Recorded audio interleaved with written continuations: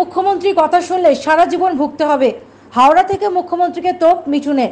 বৃহস্পতিবার হাওড়ার বেগরি এলাকার সভা থেকে মুখ্যমন্ত্রী মমতা বন্দ্যোপাধ্যায়কে মিথ্যাবাদী বলে দাবি করলেন বিজেপি নেতা মিঠুন চক্রবর্তী।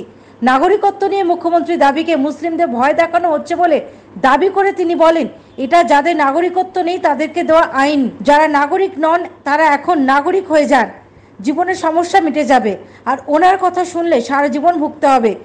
এছাড়াও মিঠুন মমতাকে কটাক্ষ করে বলেন, বিজেপি 10 বছর ধরে দেশের বিভিন্ন রাজ্যে আছে, সেখানে কিছু শেষ হয়নি।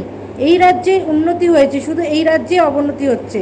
এছাড়াও মিঠুন দাবি করে নাগরিকত্ব দেওয়া শুরু হয়ে গেছে, এবার সব মিথ্যা ধরা পড়ে যাবে। পাশাপাশি ইন্ডি জোট ভোটে জিতে আসার দাবিকে কটাক্ষ করে মিঠুন বলেন, যদি উনি নিশ্চিত থাকেন তাহলে উনি হোলি খেলুন, আনন্দে মাতুন, তারপরে যখন বিজেপি জিতে আসবে তখন উনি কি করবেন।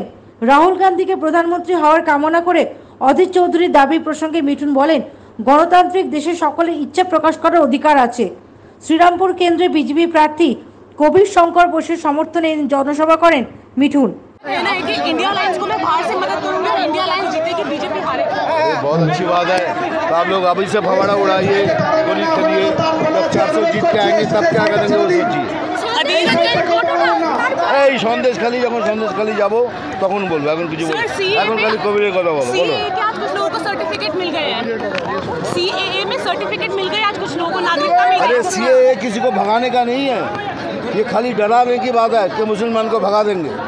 उनको समझाइए, हम भी समझा रहे हैं, ये आपको नागरिकत्व देने का है, नागरिकत्व छीनने का नहीं।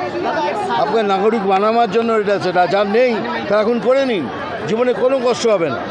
আর যদি ওনার কথা শোনেন তাহলে আগের জীবনে কষ্ট আছে এ লিখে দিলাম। Bureau report, the United India news.